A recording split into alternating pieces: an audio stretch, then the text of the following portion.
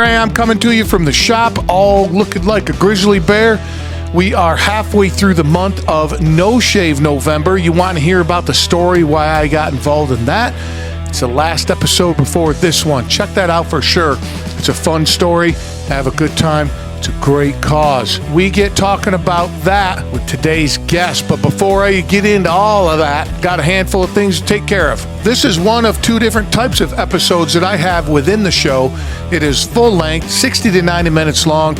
Got one or two guests on. Today, we got Joshua, just one. On opposite weeks, I have what I call On My Mind, and that is 10 to 15 minutes of whatever's on my mind. So those topics range drastically. And I go live on Facebook and YouTube, soon to be Instagram. Would love for you to join me in those communities. Everything you need to know about the show is over at the old website, brawpodcast.com. Links, merch, blogs, everything you can imagine, anything you need to know. Get a hold of me. Would love to talk to you. brawpodcast.com. And I'm a one-man band here. Everything that you see done to this show, I do it. Of course, I got a few apps here and there to help me go along with it.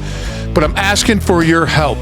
And what I'd like for you to do is whatever platform you're listening to this on, jump over, 5 stars, like, share, subscribe, do all that good stuff. And, you know, if you like what I got going on here, tell a friend or 7. Speaking of help, can't go any further without the 3 companies I'm about to list off to you.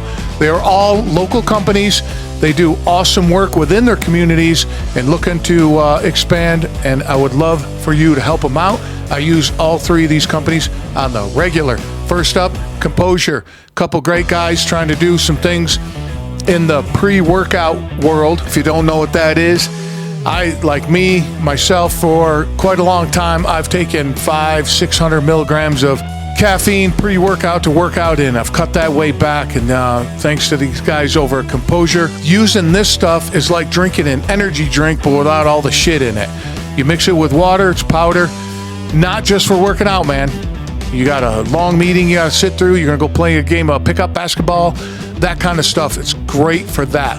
And then next up, Craig over at High Speed Daddy. Christmas is just around the corner. If you're looking for something for the man in your life, or the woman, of course, and they're a parent, Craig has got you covered. You should see the lineup he has for active parenthood.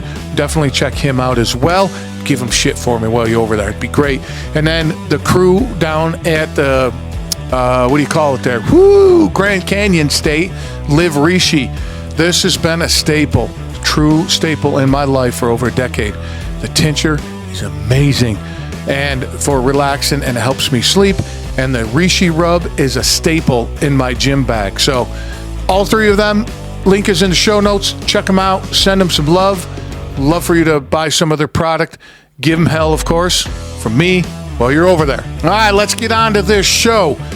Like I said, No Shave November. I got a couple boys, Aaron over at I Had to Say It podcast, and Chris Moses. He does a phenomenal job with donations and bringing awareness to men's mental health, testicular and prostate cancer awareness in men. So I really drive this during the month of November.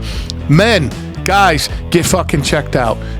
Check your ego, throw it in the dirt, go to get checked out. Your old lady will thank you for it. But the guest on today, Joshua, man, we have such a good time. We do touch a lot on mental and physical care for men, and I thought that would be a great episode to have for this month. We talk about being dads and everything that goes along with that, which is a lot of fun. And this dude does some screenwriting and some writing for a famous actor, and we have plenty of chuckles about that. But as always, I'm going to let him tell you all about it. Let's get to it. That's like that, God, what do they call it? What do they call those guys, those people? I say guys all the time. When I say guys, I mean everybody. You mean the influencers, right? No, but like the,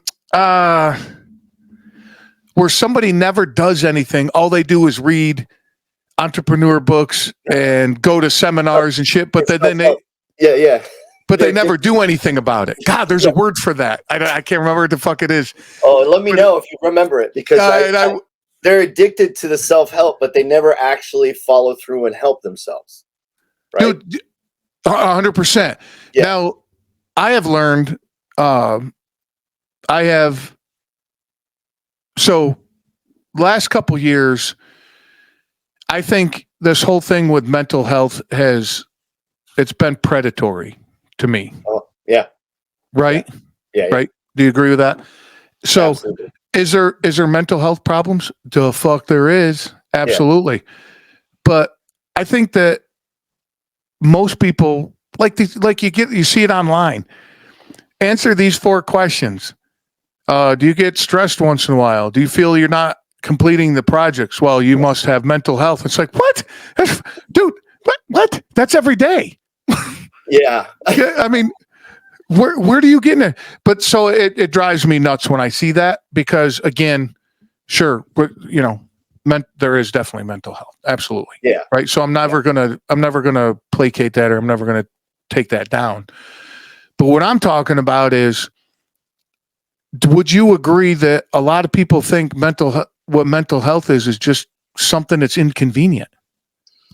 Something that they deal with in their life is inconvenient, so now it's mental fucking health. Yeah, I think they view it as an embarrassing inconvenience, and it's like constipation, or I got I have a rock in my gallbladder, or whatever they call that. Kidney stone? Yeah, kidney stone. Ooh. And it's really not that. It's really not that at all. It's sort of, well, for example, my father passed away about 11 years ago, but he was old enough that he had polio as a kid, right? And so his left leg was only about this wide, his left ankle. It was very fragile, and he didn't have to wear a brace or anything, but he also couldn't put his foot flat on the ground. And that was a handicap. It kept him from going in the military. He really wanted to go in the military.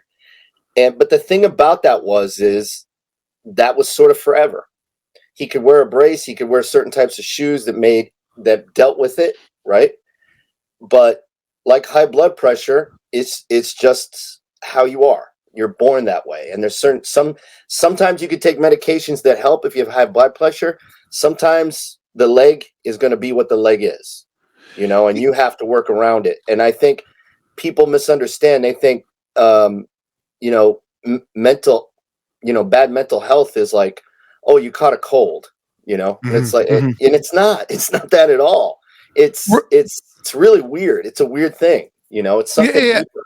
Yeah, and I mean, we'll scratch the surface. Of course, we're not going to solve all the world's problems. We can if you want, but we might be here for a little bit. But the thing is, like, use your dad for an example. That could have easily been his whole fucking identity. Yeah. Like, if that happened today, that person would be like on the internet, and that's their whole identity. And it's like, come on. Yeah, and he never mentioned it because he pretended it wasn't there, really. And that, I don't know that that's also the healthiest way, but that was his generation. Yeah, you'd fucking rub dirt on it and move on. Yeah. Walk it off. It's polio. Yeah. You can walk it off. Just walk it off, dude. So there's polio. Right. There's a guy that I follow, Seth Forcier, I think is how they pronounce his last name. He's a bodybuilder. Dude's just fucking jacked, but I like what he has to say, and he's a savage. He's a straight up savage. And my mom passed away about 4 years ago. Mm-hmm. And I've heard Seth say this before, and his kind of quote for his business, or, like he's kind of famous for, mm-hmm. is, I don't have any problems. I just have work to do. Yeah. I like that. I love it. And I adapted that long time ago, and I like to give credits due. Obviously I didn't come up with it. But I remember coming back from Vermont when my mom passed away, and it came across my playlist. Now, the stuff that I listen to in the gym, most people think it's fucking nuts. And what it is it's these guys, these bodybuilders, and like heavy motivational speakers, like, you're a fucking bitch if you don't do this, these guys that but then they mix it all up with like cinematic and orchestra music, and it's all dramatic, it's heavy, right? And that's what I work out to, because that's what keeps me going. So this came across, I thinking about my mom. I just lost it, and not lost it like, I'm just in my mind driving. Yeah, I get it. Yeah. And it comes across my playlist, and he's like, "Hey man, I woke up this morning. Kids are healthy. I'm breathing fresh air. I got a job to go to. Here's my wife, my kids. I ain't got no fucking problems. I just got work to do." And I just went, huh. And I've heard it a million times before that, but for some reason, at that moment, the way he said it, the condition I was in, it really hit me. I think I listened to it for about an hour, and it's only like 20 seconds long, right? So I just kept it fucking on repeat. But that got me really rolling around, because COVID and all that shit happened, and all this craziness that's going around. And I wrap it in, this is my long way of telling you, I wrap it in with mental health. Like somebody walked, like the other day, happened to me. I've been using this example for years. You come out and you got a flat tire. You ain't got that ain't a problem. No. You just got work to do. Yep. Just got to change the tire. Just change the fucking tire. Right? So like last week or 4 days ago or whatever, I'm coming home, and my son likes to put the window down, nice out. And he's big enough now, he can reach the window, so he's all about it. And then I got to put my window down to balance. You know how you put one window down in the car and it's like, it's not going to put and I hear this tick, tick, tick, tick, tick, tick, tick, tick. And I'm like, what the fuck? The fuck is that noise? I get out, and in my back tire, there's a nail sticking out of it. A roofing nail. So it's got a big head on it, right? So I'm like, all right, cool. And I go, buddy, get back in the car. We got to go get this fixed. We go to the tire shop, and he's like, it'll be like an hour. And I'm like, okay. And I sit down, and my son and I are hanging out, and he found a car magazine, which he couldn't put it down after that, which makes me very, very proud. But that's the thing. It's like, I could have made that like ruin your day. And 10 years ago, I would have done that. That was my attitude. Oh my God, fuck, I got a flat tire. What the fuck? Now what am I going to do? God, I got to do this. And you could do that. But this phrase that I've adapted and I give him credit for is, oh dude, I ain't got a single problem in the world. Yeah. I just got work to do. I love that, actually. And I don't think I've heard it before. I try to approach one of the breakthroughs for me beyond the treatment that I get for my own personal mental health is I try to think about it like, what if I had everything I wanted? How would I react then? Oh, do you want more? Well, I mean, let's say I had $10 million in the bank, right? And what would I be doing different? And the answer is not very much at all. Not very much at all. Money buys you time and convenience, but I'm still doing the things that I want to do.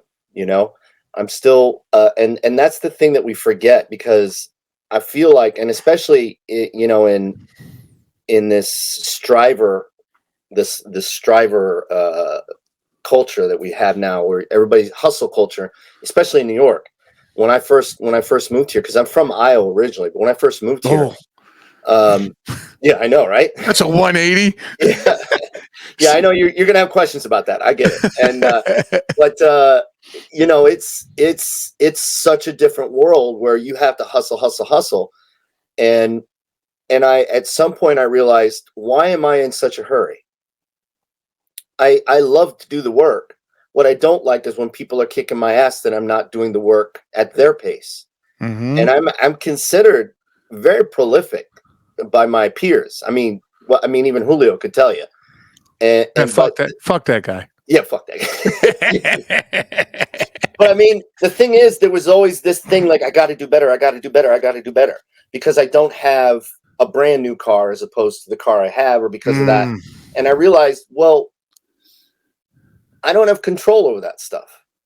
I only have control over what I want to do. And I'm actually very fortunate that I get to do the stuff that I would be doing if I had money. I'd be writing, and I'd still be doing I'd still be training in jiu-jitsu. I would be living in a bigger place, no doubt, maybe driving a bigger car, but maybe not, because who cares? The car I have is great. And I think that breakthrough came for me actually probably right around COVID, because COVID, look, that was a hard time on a lot of people. Mm-hmm. And I think that's where it sort of really took root for me. And I'm like, I'm doing what I want to do. There's nothing really, there's nothing I haven't done yet that I've wanted to do. And except, and I don't want to skydive. I could skydive. I watched some friends do that. I'm like, I think I'm good. No, that's on my bucket list, dude. Yeah. It's not on mine. I'm like, I think I'm all right. I mean, look, if I have to, if the plane's going down and they're handing out chutes, yeah, I'll do it. Oh, right? Yeah, for sure. But for fun, Yeah, I mean, I've had a lot of those adventures, and for me, being a father is the one that sort of really centered me. And that's why I know, because you have a son. I have two sons, and they're 13 and 16. In a very real way, being a dad is giving a gift to your past self. Oh, that's a good way to look at it. I like that. Yeah. And I think for me, that's sort of what, when we were in lockdown, and there was a lot of uncertainty and fear and a lot of stuff, right? Which has come, let's be honest, that's come every generation, right? I mean, my father had to deal with polio when it was killing kids. Right. And then they also everyone thought they were going to get nuked by Russia at that same time. And then AIDS. Yeah. And then AIDS in the 80s. I mean, there was a lot that everyone had to deal with. So I just really had to think what did I need at that age? What did I need, and what can I give them? And for me, that really changed things, Walt. I don't know how to articulate it, because I was always afraid of being a dad too. I, became a dad later in life, and I just stopped being afraid and saying, well, what did I need at their age, and what can I do? And certain things about them, especially now that they're teenagers, I don't understand. That's something actually I wanted to chat with you about too, about what it was like when we were their age as opposed to what it's like for their age, because it's completely different. Yeah, but going back to what you said about your dad, yeah, his when he was a teenager, it was completely different than when you were a teenager. Oh yeah, right, because it's society. All right, so like take the Uber for an example. Mm-hmm. When I was that age, don't you fucking dare get in a car with a stranger. I know, right? It's so crazy. Now I pay a premium to get in a car with a stranger. I'll pay extra. I heard a guy explain this, because I've had, unfortunately, it's not a cool thing to have the experience of doing. Mm-hmm. Or I have a couple friends that lost their kids. Oh, dude. So do I. But yeah, it's hard. Accidents and suicide. Yeah. That's hard. 13-year-old girl at school. Oh, dude. My gut's just all grumbling right now just thinking about it. But what was I going to say? I lost my train. But I was going to tell you, I think that obviously the biggest thing is social media, right? The internet for us, compared to what your kids are going through and what my son will go through. I knew what it was like before social media. Yeah. Do I think that social media and the internet has increased people's lives in a positive way? That's immeasurable. Obviously it has. Look at us. I probably never even fucking met you, dude, if it wasn't for this, which is great, right? So now we're sitting here bullshitting, but has it put pressure on people? That's immeasurable as well, right? So now I've always bitched that when kids are like, how come I'm not promoted yet? And how come I haven't had this yet at work and this, that, right? Mm-hmm. Years ago, I heard a guy go, because it's the apps on your phone. I was like, what are you talking about? He goes, you don't have to wait till Thursday night at 7:00 to watch the TV show that you want to watch anymore. Boop, turn it on. Yep. You can watch it anytime you want. Yeah. Oh, I want a song. You're old enough to think of it. Remember this, motherfucker. You're sitting there by the radio with your two fingers on the record Casey and play Kasem. button. Yeah, waiting for that song.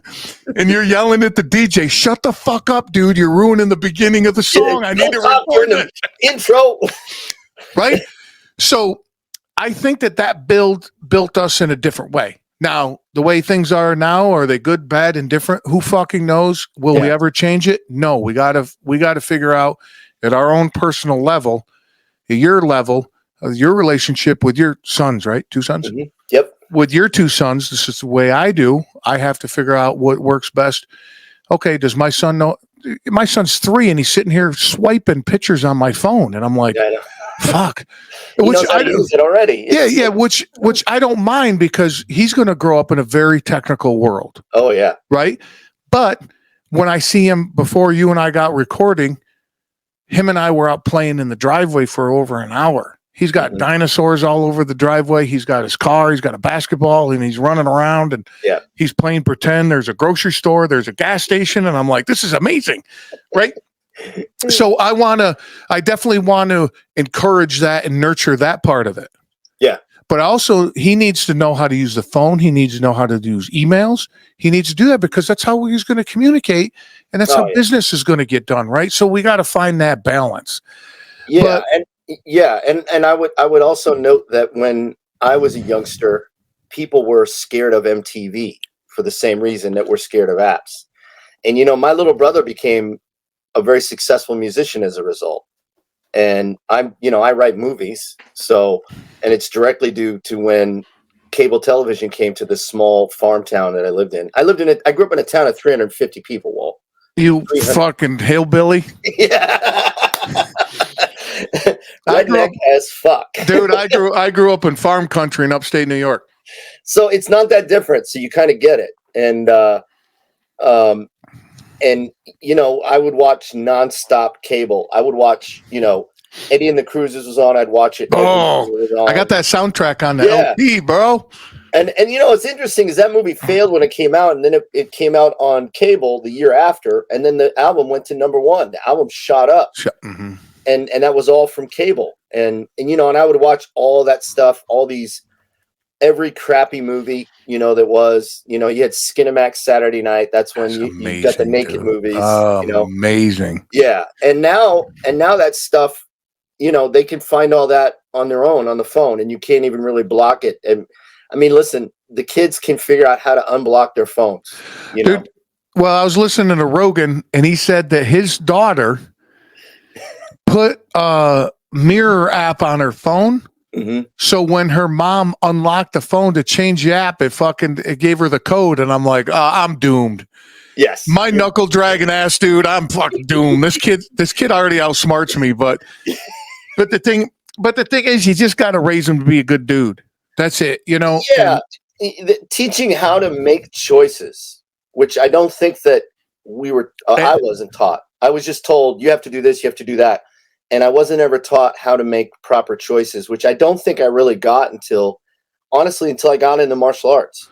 Martial arts, because you have to make choices in the martial arts.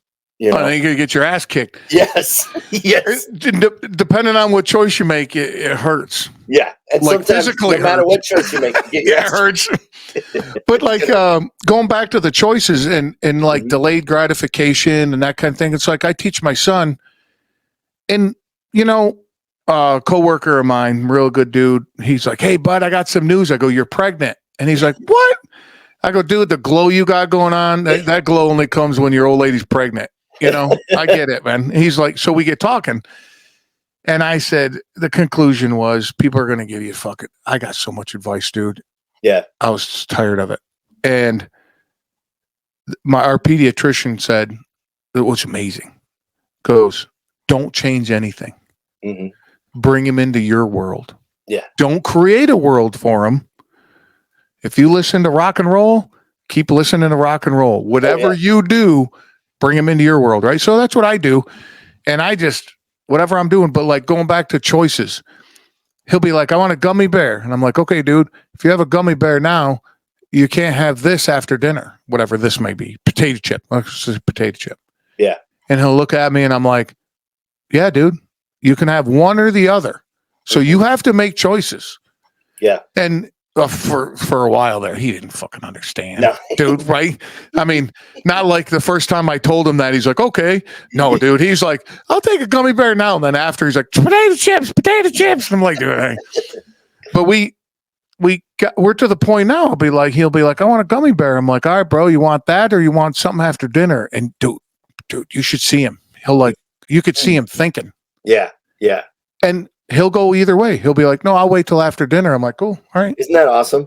Yeah. And choices, man. That's it. Yeah. But you got to have consequences for it, though. That's the thing. You have to know that every choice you make, there's a consequence, and that consequence could be positive or negative.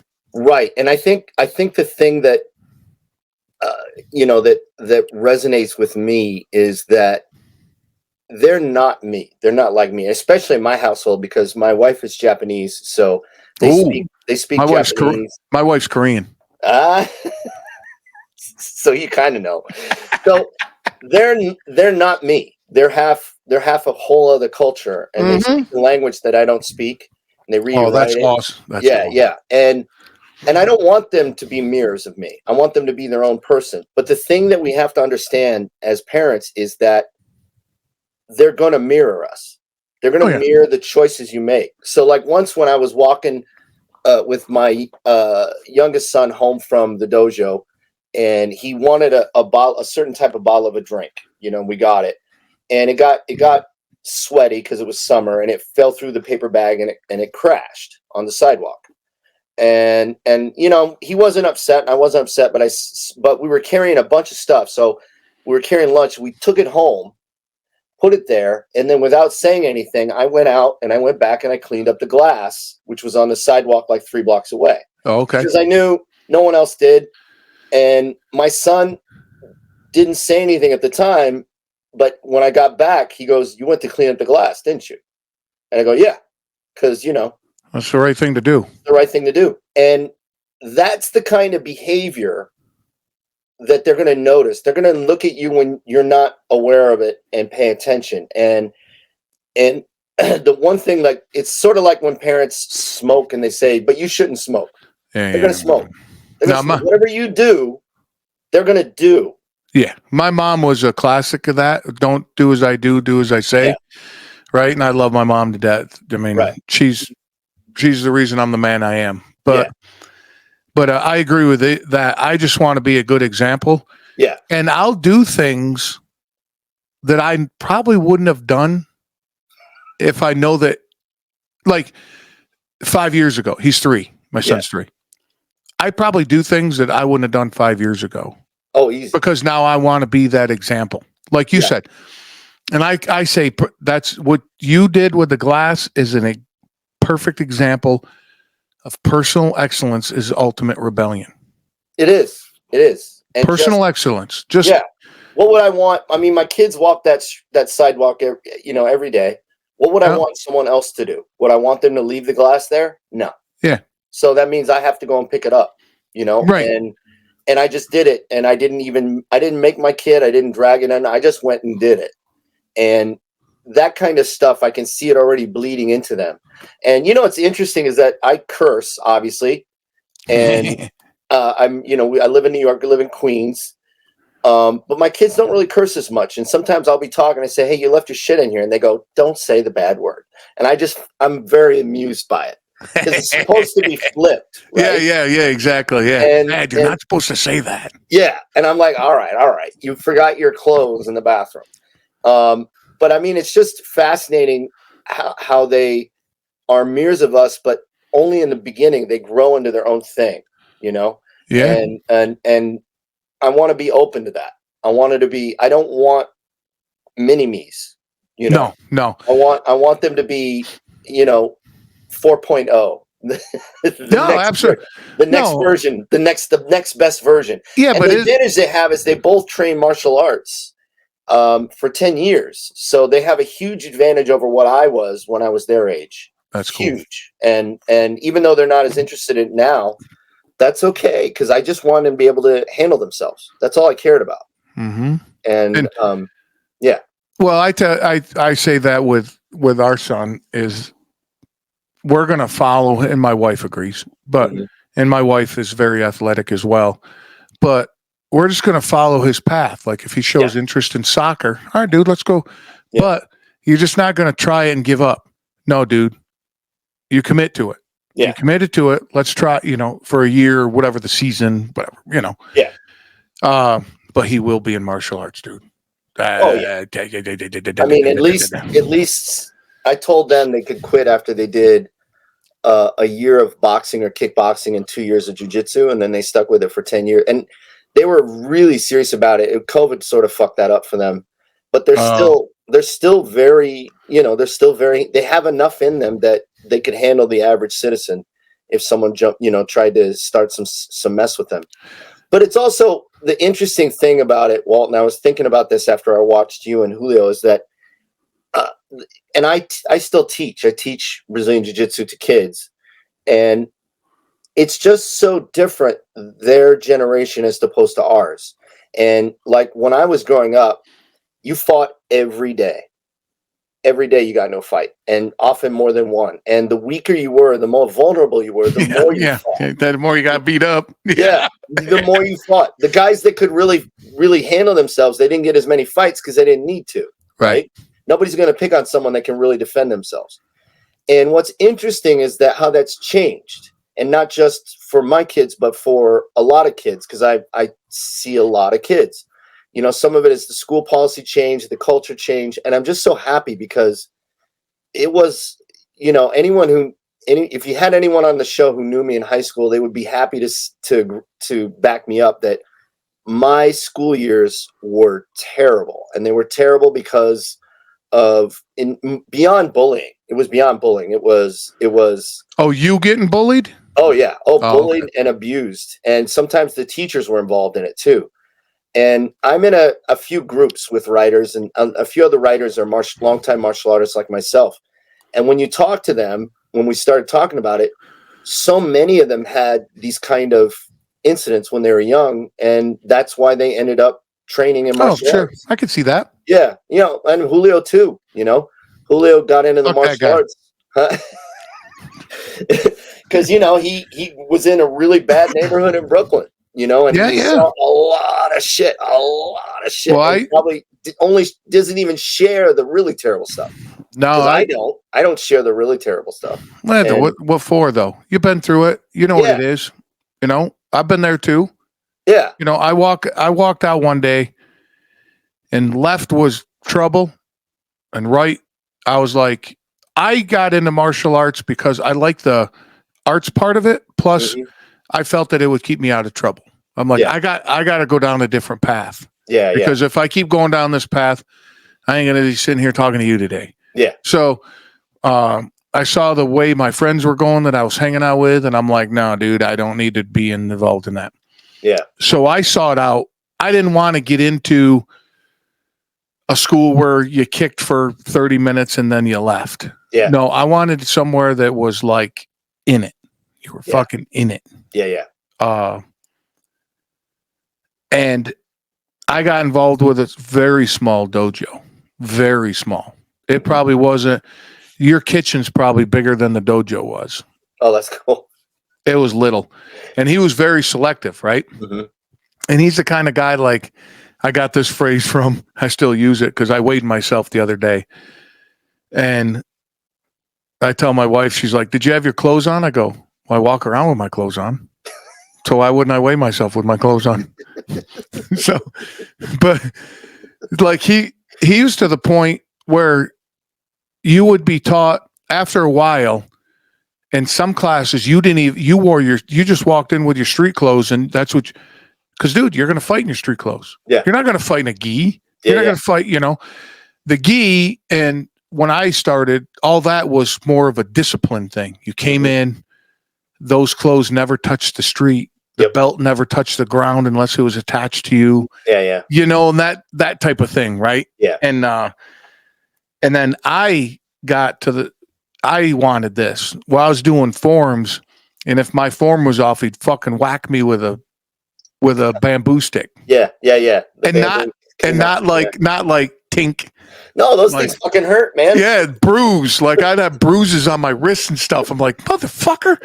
He's like, you asked me to. Shit. He goes, I don't care. But going back to what I was telling you, because once I got to a level of in the school I was teaching, and I was teaching tiny tigers, right? Yeah. And they were 7 to 10, 11 years old, right? And if you brought your 8-year-old to me, you weren't allowed to stay. See ya. Come pick them up in an hour. Yeah. I don't need you sitting here fucking yelling at me because I'm yelling at your kid. Yeah. Doop, doop, doop, doop, doop, doop. And that's going back to what you were saying about the generational. Yeah. No, dude. No, I'm here to teach your kid, not you. Yeah. If you're going to be part of this, take them somewhere else. Oh, I tell the kids, and I said, your parents bring you here so that I'll yell at you. Yeah, exactly. They're always, those that are here go, yeah, that's right, we do. Yeah. And the other thing that I do is what I love about sports like that, and of course, our son does it now with little gym and swim class. Is like little gym. You know what little gym is? Yeah. It's like with all the padded stuff. He's been in since he was like 4 months old. Yeah. He doesn't go anymore. We just stopped doing it, but because we're getting him into other stuff. But anyway, Miss Kim was the lady that always ran it. So we would go in, and he's like, Dad, I want it. And I go, Once we walk through the door, you don't fucking ask me nothing, bro. This is Miss Kim's domain. There you go. Go with your. You want to go do something? You got to ask her. And he would go up and be like, "Can I go do this, Miss Kim?" She's like, "No, you got to wait." And I'm like, "Yeah, tell him." Fuck yeah. I want somebody else yelling at him. But everybody's nice to him, but they're like, "No," or "Yes." Right. And same with swim classes. So he knows as soon as we walk in swim class, you don't ask me nothing anymore. Yeah, and actually, at the gym I was at, I had to hire people I was teaching with to give my kids privates, because they're going to tune out half of what I say just because I'm dad, right? Yeah. And they see you at home, and they know, but the person they don't know, they're going to listen to, and because they haven't figured them out yet. And that to me has always been, I always recommend doing that. And I just really love being a dad, Walt. That's what I'm gonna tell you. I never thought I would, and I really do. So, and you're at the beginning, man. It's only gonna get better. Oh, and I told my coworker, I said, scariest fucking thing I ever did, scariest thing I ever did was become a dad. Oh, big time. But the absolute most rewarding. Like, we were sitting at dinner tonight, and just sitting there watching it with my wife, and I'm like, oh my God, dude. Going back to the beginning of this episode, we were like, even if I had $10 million, okay, sure, I might have a car that I'd want to drive, right? Right? Because you can, right? I mean, it's just a bit right. But I'm doing exactly what I want to do, and my wife and I are in a spot that if we want to go do something, do it. We just fucking go do it. And that's when people go, you'll love this job. Oh, dude, you'll love this. I know you're going to steal this one. And please do. I want to hear it when you say it to somebody. When somebody goes, this is amazing. When somebody goes, well, I don't want to, it'd be better if I was on a beach, right? Whatever they talk. I want to be. No, dude, You're exactly where you want to be. Yeah. And they're like, no, I want to be here. No, dude, because if that's where you wanted to be, that's where you would be. And you get bored at the beach. Oh, yeah, fuck that, dude. No, people that say that shit are people that never done that. Yeah. Because you get sand and everything. Well, I don't want to deal with that. But the advice I gave Julio, and fuck that guy. I know you said that. But when, before he became a dad, and he had a lot of people talking about that, and I'd already had two. I met him when I had my first one, and then my wife got pregnant with the second one when I really got to know him. And then when his partner got pregnant, and he was having the night sweats, right? And I said, "Here's what I'm going to tell you. I'm going to tell you something that you didn't hear from probably anyone else that you've talked to, right? Everyone's told you how wonderful it is to have a kid and how great it is. And I'm going to tell you right now, it's awful. It's terrible. It's frightening. Mm-hmm. And I said, but it's worth it. Yeah. I said, nobody takes jujitsu because they want to be choked unconscious. Well, but there is a website for that. There's a website probably for that somewhere, dude. But it's inevitable that you will be. Yeah. And nobody becomes a parent because you want to be driven near to the point of insanity by a toddler who can't stop crying. Yeah. And that's inevitable. It will happen. But if you go through that at the other end, there is redemption. It's beautiful. It's the most beautiful thing you'll ever see. I had a guy the other day negotiating with me, and I go, bro, I got a 3-year-old. You're a 3-year-old thinks they're a counselor at law. That's amazing. I'm stealing. Take it. And he's like, what? And I go, I negotiate with a 3-year-old on the daily. So if you think you're going to get anywhere with me, bud, no. He's like, really? And I go, why? And he keeps asking him, like, why? Why? And he's like, what? And I go, see, that's what I deal with. Yeah. But it's like inside, you're like, shut the fuck up. But outside, you're like, oh, this because of this and because of that, because of this and because of that. And I had promised myself I would never say because I said so. And that was the hardest thing. Oh, I haven't said that yet. Dude, so difficult. But I managed to work my way out of it. I managed to get through and say, well, because I do this and because I'm responsible. And the one thing I'll share with you that I share with the kids I teach and I shared with my kids is I have one responsibility. And I tell the kids that I teach, I said, your parents bring you here for one reason and one reason only. And that's to learn survival skills. And that's more than just punching and kicking. Oh, that's a lot more than that. It's about what you choose to do. And I said, and I always say, how many of you want to cross the street on your own someday? And then they'll raise their hand. And I say, how many think they're ready now? None of them. Yeah. And I said, that's the only thing your parents want is for you to live long, healthy lives. Mm-hmm. And they're bringing you here because this will help you. And so sometimes I'm going to teach you things that to you are boring, but there are survival skills so you can live a long, healthy life and have the dreams that you want in your hand. Yeah. And I think that to me is what I try to do with my kids is like, I know you don't like this, but this is a survival skill. And I have to, it's like you were saying, we're here. Now you have to go to her. So piggybacking on the story you told about your son with Miss Kim. So since my kid was 3, both my sons, 3 and 4, whenever we go into a store, if they wanted something, I'd give them the money and make them pay for it. Oh, I do that every time, dude. Yeah. Every time. So about, I want to say 4 years ago, no, 5 or 6 years ago, we were out somewhere and we went to a Subway sandwich shop and my kids were there and I said, what do you guys want? And they says, well, I think we'll go tell them. So they went up and they ordered the sandwich, right? Each of them. And then they got it. And then I went and ordered mine. And then the guy that was behind the counter says, how old are those kids? I said, I think that's 12. And it's hard. I forget. Sure. Yeah. 12 and 9. Yeah. 12 and 9, 12 and 8. And he goes, I have a 15-year-old nephew who can't order a sandwich by himself. And I said, well, I've just been doing this since they were 3. Well, 2 reasons. I want them to understand you can't just walk into a store and walk out with something without paying for it. Right. There's a transaction. But also it gives them a sense of responsibility.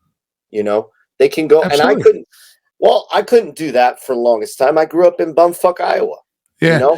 Well, the other thing that I thought you were going to go to was the social skill aspect of that. Yes. Now you have to sit there and communicate with somebody what you want. And it's like I tell my son, hey man, speak clearly and confidently. Don't sit here and mumble. Be confident what you want. He's like, I want to watch a movie.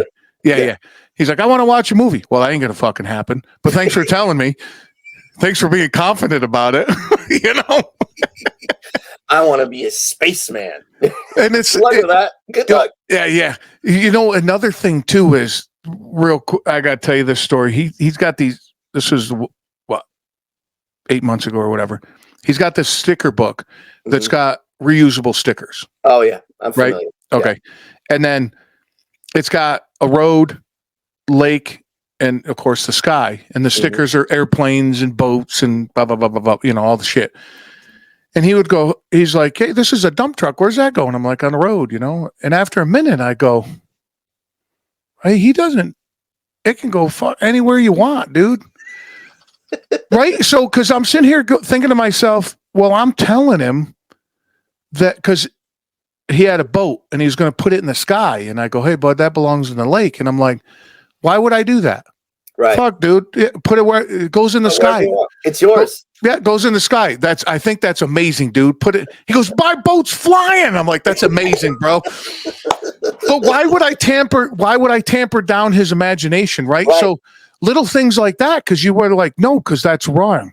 Well, who says it's fucking wrong? Yeah. Yeah. You know what I mean? Yeah. Eventually, when he's 10 years old, he's going to realize that the fucking boat goes in the water. Right. Unless. Touche. But at this point, right? So why tamper his imagination? If he wants to lay in bed before he falls asleep and pretends a boat's flying through the air, that's amazing. Yeah. Yeah. Right. So just little things like that, you catch up on, you see as a dad, there's an asterisk for everything. Right. That I choose to see as a dad. Yeah. Because there's probably some dads out there that don't seem to choose that, but that's on them. Yeah, I mean, I was the stay-at-home parent, I would love younger. Yeah. I would be a stay-home dad in a fucking heartbeat. If there's okay, going back, if we had $10 million, that'd be the only different. Yep. I'd be a stay-home dad. Yeah. No, I'd be a stay-home dad. I wouldn't go to work. I mean, and I was lucky because I had gotten a movie gig or something right before my oldest was born. And it enabled me to take a couple of years off, That's cool, dude. I had to live very frugally, but because I didn't know, you never know if there's another gig around the corner. Right. But, were you in a movie? No, I write. I'm a writer. I write movies. Oh, I write martial art movies, actually. You like what? I write martial art movies. Oh, no shit, huh? Yep. Like Flying Dragon, Hidden Tiger, or Hidden Tiger, Flying Dragon? I got a Jean-Claude Van Damme movie on my resume and a Scott Adkins one. What's a Jean-Claude Van Damme? I was a big fan of him, by the way. Yeah. He's an interesting person. I can't even imagine. He's bipolar as fuck. Dude, is he really? Open about it. He's open about it. What? Is he really? I mean, like, yeah. If you look at, he's open that he's bipolar, and he has been for a while. Is he? Is he cool to be around though? No. All right. He is exactly what you see in the movies. That's no shit. All right. All right. So that can either be, if you're out partying with Charlie Sheen, I'm sure it's a lot of fun. Yeah. Okay. If you're having a conversation like this, I don't know. Couldn't tell you. Yeah. Because he's a star. Yeah. What movie you on? The movie that I wrote that he was in is called Pound of Flesh. Pound of Flesh. Yeah. And it was shot, it was about 10 years ago. And then I wrote like 3 or 4 others for him, but they didn't get made yet, at least yet, as far as I know. And, you're still getting mailbox money out of that? Sometimes. That's cool. Congratulations, dude. I have another. Thanks. I have another one coming out this fall on Hulu called Take Cover. Where it's got Scott Adkins and Boyka from Undisputed and a bunch of movies. He was the big fat guy in John Wick 4. That's Scott Adkins, but he's not fat in real life. He put on a fat suit for that. Big fat. Oh no shit. The nightclub dude. Yeah, that's him. Oh no shit. He's really good. You'd like his movies. He actually does. I'm a big fan of his movies. Okay, and, all right. He's got one called The Accident Man, which is a lot of fun. I think you'd like. It's based on a graphic novel, and it's about a professional killer that makes everything looks like accidents. He's really good. And then the movie that I wrote with him is coming out in September, I think, on Hulu. And then I have other things that are in the works that I hope someday happen, so that I could get to that point where I don't have to say, what if I had $1 million? Yeah, no kidding, right? Look, I have $1 million. I'm not there yet. But I love writing those movies. I'm a fan of those movies, so that's the kind of stuff that I do. I had a video photo production company for many years. Oh, okay. Yep, and we did TV shows and internet commercials and internet shows. No, nothing like on cable or anything. But people would do like small runs, 4 or 5 episodes for like a little. Yeah. We would do those and travel the country and the world doing them. That was a lot of fun. Yeah. So when I split up with that, my partner, she always had a passion for true crime stuff. Oh yeah. Back when true crime wasn't popular. Yeah. She was all about it. So she made a deal. This after we dissolved the company because I wanted to move on. I was unhappy in a marriage, my first marriage. And that's why I believe that the video company was at the level it was, because I worked so hard because I didn't want to be home. So, and it took me many years to realize that I was part of the problem in the marriage. Yeah. Because at first you're like, it's all her, And then I realized, part of that's me, bro. but anyway. Together, yeah. And she made a deal with Sword and Scale. Mm-hmm. If you're familiar with that, that's one of the biggest true crime podcasts in the world. Yeah. She makes their movies now. Oh wow, dude, that's huge. Yeah, I'm so happy for her, man. She's worked really hard to get to that, and she works very hard to maintain it. But anytime they're in the area, I'm in the movies. I'm in those shows, dude. I'm in like 4 of them. That's awesome, man. Yeah, dude. I was a truck driving serial killer. I was a pedophile. I was a fucking extra, dude. I tell her, I go, just text me where I got to be on what day and what I got to wear. Yeah. I don't give a fuck. I'll help you with anything. I don't give a shit. You know? So she'll be like, hey, this day, and this, and this, and this. I'm like, I see you then. And I show up and they're like, hey, you're going to do this? I'm like, okay, I guess this is what I'm doing.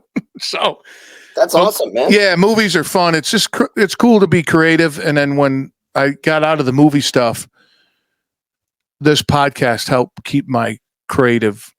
Yeah, I like being creative. Imagine you talk about the movies you've done and the movies that you were working on, like that might come to fruition, right? Mm-hmm. But how many are there that nobody ever sees and nobody ever, dude, right?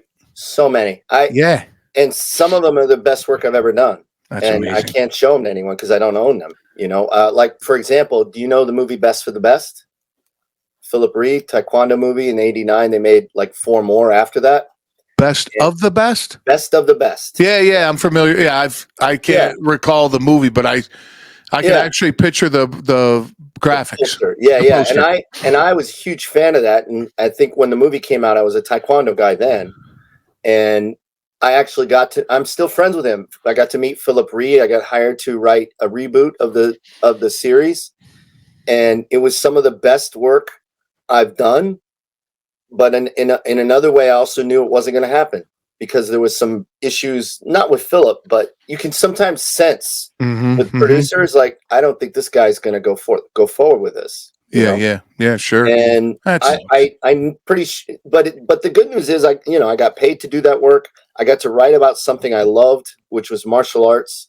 I got to work with a guy that I looked up to and I still talk to this day once in a while. That's awesome. And so that's a win. But yeah, most of the stuff most of my best work is in a vacuum. It's why I started writing books, to be honest, is because I want something that I can show my kids, That's cool. Like, hey, I did that. And then that came from the lockdown of COVID. That's when I started writing the series of novels I am doing now. But I mean, I want something I can give to them. Like a legacy kind of thing, right? They're interested in the movie now. That they want to watch the movie when it comes out this fall. So it's like they're old enough. But it's just cool to have something that you can hold. Yeah. When I first started this project, it was selfish, right? Because I like to talk to people. But now with my son, it's going to be cool that he can look back and see all of this. You know? And it's me, right? Yeah. What you see here is me. If you and I are on the street, this is what you're going to get, dude. Same thing, right? Yeah, there's nothing fake about that. But now, do you have a process? I'm always curious. I always ask this with writers, especially, too, with your movie stuff. Do you like set a time to like, you're like, all right, from 4 to 6, I'm going to write and I want to put X amount of words down. And no matter what, like you data dump and no matter what, you put 10,000 words down or whatever it may be. Yeah, mostly like that. I mean, it varies. It's varied over the years. I've tried pretty much every, having kids throws that to the wind, especially when you're the stay-at-home. But these days I mostly write in the morning and early afternoon because they're at school and I'm home alone, and then I go teach in the afternoon, and then and then at night I'm usually like, okay, I'm drained now. So usually it's during the day, and it depends on what I'm working on. If I'm working on a screenplay, then I have a page count that I want to hit per day. And if I'm working on a piece of fiction, then I have a word count. Like I did 1,000 words today on a new short story, and 1,000 words a day is pretty good. I mean, you and I probably write more than that when it comes to texts and emails. Easy. Yeah, I'm going to say 1,000 words. That's like 2 pages. Yeah, because when I do, I abuse AI a little bit when I do descriptions for the show here. When I put up an episode, whatever the topic may be, then I'll be like 500 words about this. Yeah. Right, and it's really not that much. So I'm not good at writing. I enjoy the shit out of it. I really enjoy when I can do it because it's a cool creative outlet. So I can see where you guys would just like get into it and you're just like, yeah, there's a nuance to it once you do well. And I think this is true of anything. I think it's true of grappling. It's true of bodybuilding. I talked to Julio about this a lot, about the parallels in that, you see certain things, you see everything in a very different way if you do it long enough, Oh, sure. And that's sort of what that's where I'm finding the joy in writing, because I'm at the age now where martial arts is not necessarily going to get physically better, if that makes sense. It's going to get better, but my body is at the age where it's, the abuse is catching up, and I'm not going to be competing any world championships. I always tell people there's a reason Michael Jordan isn't playing NBA now. It's because his body won't let him, and that's just that's part of life. Yeah, right? I'm going to say that's a circle of life. That's the circle of life, and I think that. But the nice thing about what you're doing and what I'm doing is that only grows.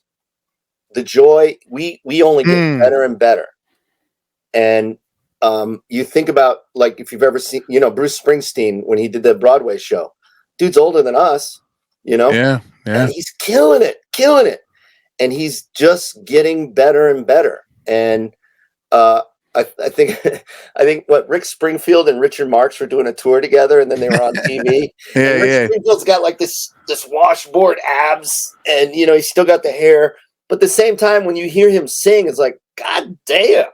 Yeah. He's got some pipes. Yeah.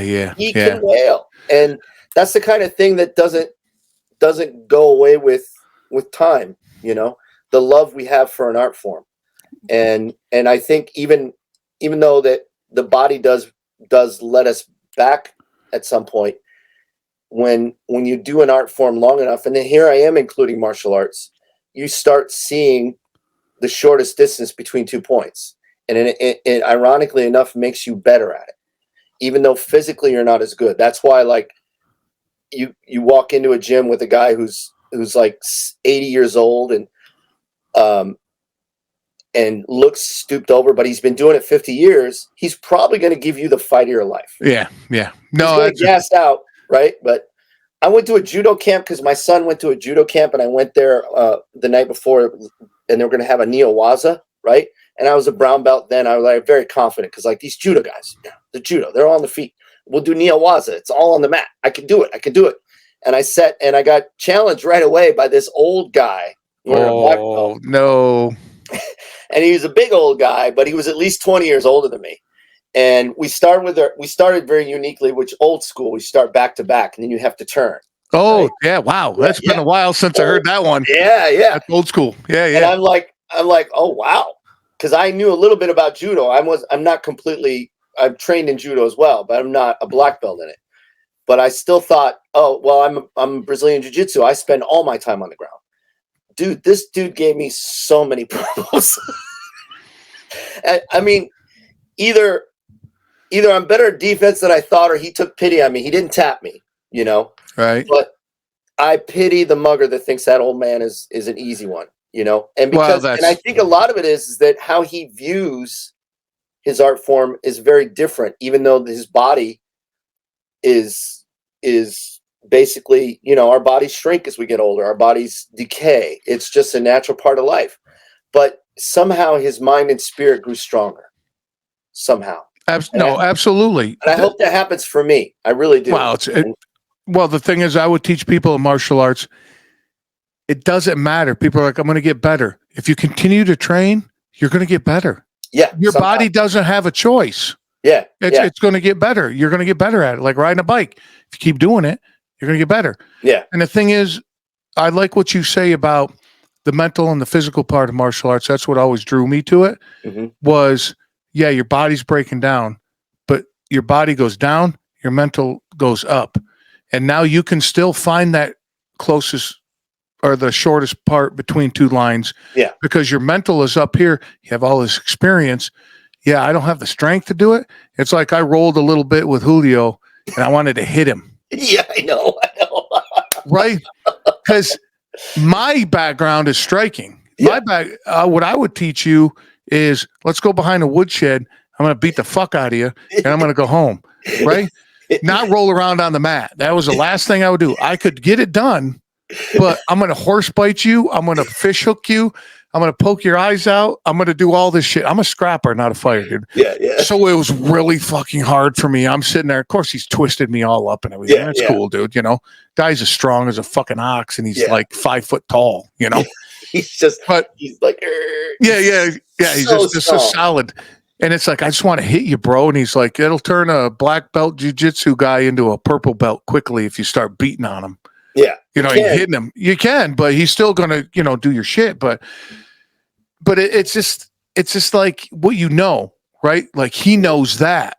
I know striking. So it was fun to see that. But that's the challenge in the mental. You go back to back with the old guy.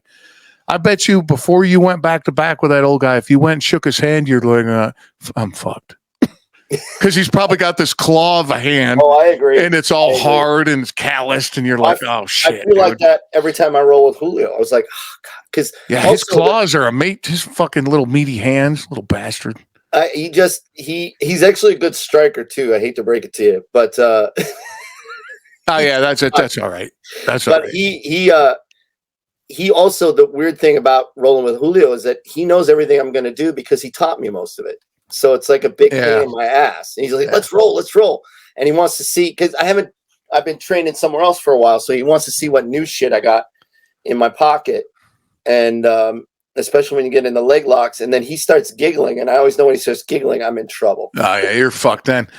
He gets a certain position. And I also know what his favorite things are to do. Yeah, like, no, you're not going to have that. No, don't do this. No.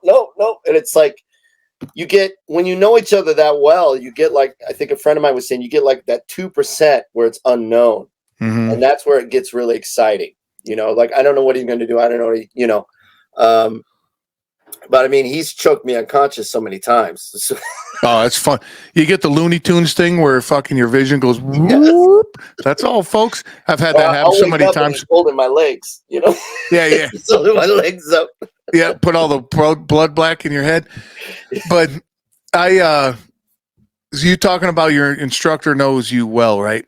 Yeah. So my instructor, he was a little taller than me, but like this big around. Oh, okay. And just as hard as a steel cable. Yeah. He was just strike you, dude. He'd hit you, and you're like, where did that even come from? You don't see it. And at the time I was 280 with like 15% body fat. Yeah. A 36-inch waist. Dude, I'm just this fucking monster. Yeah. And of course he knows everything that I know because he taught me, and we spar all the time, right? So I come in one day, I'm pissed. I throw my bag down and I point at him. I go, "You and I are fucking sparring." He's like, "Absolutely." And he jumps up and then it clicked with me. I went, "Oh shit." Well, my go-to was a back knuckle. Like we'd square up and I could right back knuckle you. Your chin would just spin around. Old school karate. I love it. Yeah, and then I'd follow up, with stuff. But so of course he knows this. I know this. I go to back knuckle him. You know what this motherfucker does? Jumps up in the air, grabs my arm, wraps his legs around my neck. He's completely vertical. Slams me to the mat in an armbar. Oh, the Black Widow takedown. just so fast. I'm standing, and of course I'm trying to curl him. He's like, he goes, "I'll break your fucking arm, dude." I'm like, "Ah!" And then he fucking punches me and shit. And I'm like, all right, I give up. And it was so humbling, dude. It was so humbling. And then one time him and I sparred. I think I was a purple belt at the time. Him and I sparred and we were going at it. And I think I pissed blood for 3 days. Oh, wow. Because of my size, he could hit my fucking kidneys before I could get down, right? Yeah. Like the front of me. Dude, you could hit me with a baseball bat at that time in my life. My midsection, fuck, dude, you ain't coming through that. But he could get around. He's so, and I was like, ugh. It got to the point, I drove home that night. I was riding my motorcycle. I'd reach back and just touch my kidney and be like, oh, dude. If we never sparred again after that, because I came in the next day, I go, bro, and he's like, dude, what the fuck, dude, we ain't doing that no more. Yes. Because we had a class called the Heavy Hitters Club on Monday night. Oh, nice. It was like 4 or 5 of us, and it varied throughout the years, right? You would wear MMA gloves or be bare knuckle, and from the neck down, no holds bar, dude. Yeah, you could hit as hard as you fucking could possibly hit. From the neck up, because we're all professionals, so we can't go to work with fucking broken noses and black eyes and shit, right? Right. We'd slap each other and like, I could have fucking got you, or just barely touch you, and you're like, oh, dude. And then we'd get a bottle of Tarmo, spin the cap off and fucking drink it all before we left that night. Oh, that was our little dude. It was amazing. But so much fun. I love martial arts, dude. I'll get back and do it when the little man gets back into it. My bandwidth at this point. I go to the gym. I twice a week, dude. I'm banging on the bag. Yeah. And people look at me like, the fuck? And then I take my headphones off and I like grapple with the bag and throw it around and do the old school stuff. Man, it's amazing, man. I love it. it. It's really nice. It's probably my first love, my dad got us into, I've been doing this article about it on my Substack that's been overdue, but my first exposure was Shonryu karate, where we used to beat the walls until our knuckles bled. And they don't do a whole lot of that now. And, but, my father loved Chuck Norris, early Chuck Norris movies before he became Chuck Norris, Good Guys Wear Black, A Force of One, all that stuff. So he got us into that. And I just remember sometimes, and I see this happen to other people too. Someone new comes in and they step on the mat and they fall in love, Yeah. The minute they come in, I don't have to do anything. This guy's going to, you're a lifelong dude right there. Yeah. And I think that sort of happened to me the first time I did any of that stuff, even though I was just a little tiny skinny kid that looked like a lollipop. Yeah, but the thing is, what I've seen over the years and what it did for me was add true. And when I say seen over the years with people that I've taught, I've seen come through our school and all that. And it did for me was add true confidence. Yes. Like I can walk into a room. Sure. Does my size help? Sure. Right. I'm not the smallest guy in the world, but the confidence that I portray, that I walk in and dude, and I always say, and I bounced for years. I was a private bodyguard and all that shit. And I would say, people are like, I'm going to kick the shit out of you. Okay. I mean, yeah. All right, let's go. You might, or are you going to talk shit? Well, yeah, exactly. I always like that, but I would go, my go-to was, All right, dude, let's go. You'll All right. probably kick the shit out of me. That's cool though. But I'll tell you what, when you get up in the morning, you're gonna know you did something. Yes, that's right. I'm not gonna go easy, and then all of a sudden they're like, "What do you mean? What the fuck do you? What do you think I'm gonna lay down for you? You know?" And as a bouncer, a cooler, really back then you were the cooler, like you were the head bouncer, so you're the cooler. And I would tell people, I go, that shit's 98% political. Mm-hmm. I go, you're this, we'd have football players as bouncers. I'm like, you're here for size. I'm here because of my brain and my mouth. Right. Yeah. Dude, can I kick the shit out of you? You fucking damn right. I'll kick the fuck out of you. Yeah. But that's my absolute last resort. Dude, real quick, and then we got to move on to your stuff. But I would wear jeans, but they would be like carpenter jeans. So they'd have that like big pencil pocket in the side. Right? Yeah. I would literally have this cartoonish blue crayon, like big, not like a regular crayon, but like big, like a marker. Yeah. I would have that in my pocket. And then like you would be drunk at the bar. And I'm like, hey, dude, do my thing. Come on, let's go to the front door. My big thing is let's get you to the door. Right. You might not have to leave or whatever, but I want you out of the club. Right. Kind of thing.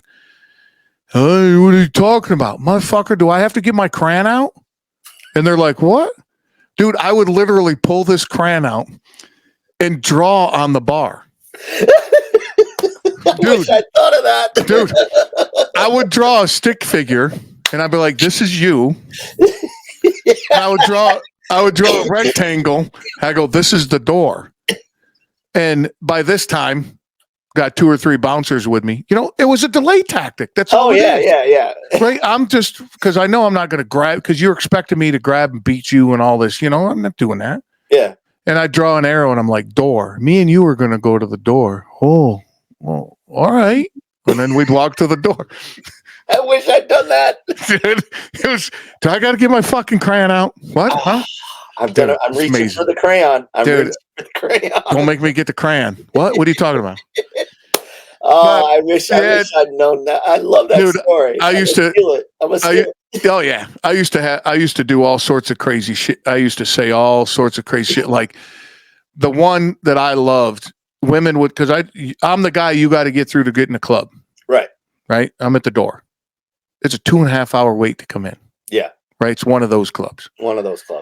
So the broads would always come up, dude, and they wouldn't give me a fucking nothing unless they had to get through me. If I was in the club, they'd brush right by me, that kind of thing. And they would do the whole, let's go here and do this and I'll take care of you, all the bullshit, right? Yeah. I go, all right, listen, all right, my car or your car? And they get all excited. They're like, my car. And I go, okay, but we got to stop by my truck. I got to get a few things. And they're like, oh, okay. Like what? And I go, well, spoon, peanut butter, and my cat. And they're like, oh, this guy. They're like, cat? I go, well, yeah. You're not into that kind of shit? And they're like, what the fuck? And they walk away. I'm like, what? I thought we were going to have a good time. Hey, it's $5 to get in. You fucking bitch. Get out of here. Dude, I was an animal at the door. You didn't. Dude, a guy, because most guys are right-handed. Yeah. Right? So they'd come up, and I was, there's a lot of military and cowboys and shit, which is cool, Yeah. So they always had a knife in their right pocket. You know how you put it? I carry a knife regardless, dude. I have to have a knife. I say a man without a knife is like a wolf without teeth. You got to have a knife. So a lot of times I would just tell people, they'd come in and I go, hey man, just slide it down in your pocket. So it's not you can't quick release, Yeah. That's cool, dude. And I kind of feel them out because we all judge and we all fucking, what do they call that? Profile. Right. Right. And the one kid goes, I go, hey man, put that down in your pocket, dude, just so you can't pull it out. Right. He pulls it out and it's not open. It wasn't open. Right. But he holds it in front of me and he goes, nobody tells me what to do with this. I go, whoop. I took it and I opened it. I go, that's pretty sweet. And I put it in my pocket. He goes, you're going to give that back? I go, no. Have fun. He's like, well, and his girlfriend be like, oh, just come on, man. Let's go inside. And I was like, get the fuck. Dude, oh, that reminds me. The other one, you'd walk up with your old lady, right? Right. And I'd shake your hand and I'd turn your hand over so it's open palm to me, and I'd rub it and I'd slap it. I go, all right, cool. And they'd be like, the fuck was that? I go, you got a good looking old lady right here, dude. I want to make sure your pimp hand is big enough because there's some shit in there, dude. That's the kind of shit I would say. I can't tell you how many times, and I'd call him out. My buddy Javi at the door, we'd make bets. Some dude would come in with this good looking woman. I go, oh, bro. He goes, I give it till 11. I said, okay. A lot of times she'd come out with another dude. Yep. Dude, it happens so much. So I just started doing that. And they're like, what? I go, dude, you got to hang on to her. I said, there's some predators in there. Yeah. There's some good looking dudes with some game. So make sure your game's good. Yeah. Don't come fucking running to me if somebody steals your old lady. Because they would. Anyway, I can tell you stories about that shit all day long. But holy fuck. It's hilarious. Yeah. That was good old days. See, you got me reminiscing, motherfucker. You got me talking. Jeez, guys, I got to shut the fuck up. Anyway. I was a bouncer too, but it was a pool hall and it didn't nearly have any. You didn't really want to try to steal anybody's girl. Hey, dude, that's where the gender was questionable, right? I mean, it was Iowa. Oh, hey, you know what the difference between a fucking cow and a girl in Iowa? No. 20 pounds in a flannel shirt.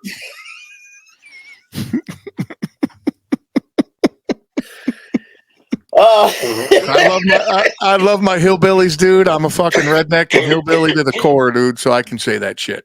But, no, yeah, I do. I mean, Iowa's an acronym for idiots out wandering around. Oh, I like that, dude. That's amazing. But see, there's good things in Iowa, but I have a lot of. Yeah, I mean, the thing is, too, growing up, there was really only two things to do: fight and fuck. And you usually drank while doing both. And so that's why you get a lot of kids, a lot of people there who are my age that are grandparents already or great grandparents. Sure. They start early. There's just there's not enough to do. There's not enough to do. Yeah, but get in trouble. You know, and fight and fuck. And fuck. Yeah. Yep. That's the way I grew up, dude. We would go out and we would pregame at somebody's house. All right, dude, we're either fucking or fighting. You get in that liquid courage, they called it. You get the liquid courage at someone's house, then you go out and you're looking for a fight. And or a woman. Yeah. Yeah. And when I was in college, it was fun to be part of that for a while. I think it's a phase you kind of go through. But when I was in grad school and I was bouncing, I sort of saw how kind of sad it was, especially when you get the older guys that are still fucking doing that shit. Yeah. It's like, dude, you're 40. What are you doing here trying to pick a fight with some 20-year-old? Yeah. What do you think you're going to win? Yeah. You're going to get hurt. Yeah. Injured. You're 40. You're going to get injured. Yeah, definitely. You're going to blow your back out, man. Yeah, like you said, throughout your 20s and early 30s, dude, you fucking tumble a little bit. Yeah. Like where I cut my teeth bouncing, there was a place called Colorado Cafe. Was it Cafe? Colorado Cafe? Yeah. L-shaped bar. Yeah. Total blue collar. By 4:30, it was filled with fucking guys that work on trains and construction. And by 7, we're all out in the parking lot, fisticuffs. By 7:30, we're all back in the bar drinking. Yes. And you're like, oh, you got me good on that one, dude. Yeah, next round's on me. But that's entertainment for them. Yeah. They blow off steam. That's how they blow off steam. Yeah, they come in, and then you get young guys in there that don't know what's going on, and then they end up in the parking lot, and I'm like, I'm protecting them. Yeah. Where it's like, you don't understand. These guys know each other. They work with each other. They're just blowing off steam, bro. Yeah. Well, he said this about my girl. Well, is it true? What do you mean? Well, what'd they say? She's a whore. I don't know. Is she? I don't fucking know, dude. It's your girl. Dude, I was such an asshole, bro. I was such an asshole, but this guy, I caught him pissing in the parking lot. And my coworker wrapped him up in a double headlock, fucking. And I go, dude, you need to clean that up. He's like, I ain't got nothing to clean it up with. And my buddy fucking popped all the buttons on his shirt. Oh. And he looked at me. I go, yeah, you got to clean it up. And he threw his shirt down in the piss and like moved it around with his foot. Oh, wow. And he starts to walk away. I go, whoa, no, dude, you don't leave your fucking trash here. Dude, he picked it up, took it with him, got in the cab because I was back in the day cab. There was no Uber. Yeah. Got in the cab with it and left. I went, oh, I don't believe that happened. I would have went down fucking swinging, bro. You would have never got me to do that. I wouldn't have done it. No. I wouldn't have done it. I would have never fucking done it. Although I probably wouldn't have pissed in the parking lot either. So. Well, no, I can't say that. I pissed in the parking lot, but oh, dude, that's fun, dude. So you're an old man writing books. Yeah, I know, right? Well, age is a mind over matter. If you don't mind, it don't matter, right? I don't mind a bit. I actually like being more mature and grown up. Yeah, I like I said, I like being a dad. I like being that guy. And I don't drink anymore. I haven't drank since 2018, and I don't miss that aspect, that I grew up with, the binge drinking and going out and getting crazy and then waking up the next morning like, what the fuck did I do? I mean, look, there's no doubt that there was some great experiences and there were some terrible experiences, and that's how I'm going to view them. And I'm like, I want more great ones and less awful ones. And alcohol for me personally, and my father was an alcoholic, so I have to be careful with it.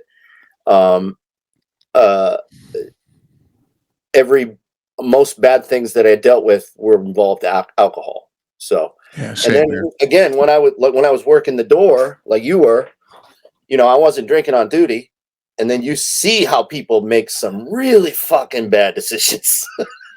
Well, I was drinking on duty, Coke too. So yeah, we were all. I mean, come on, man, beer goggles. Oh.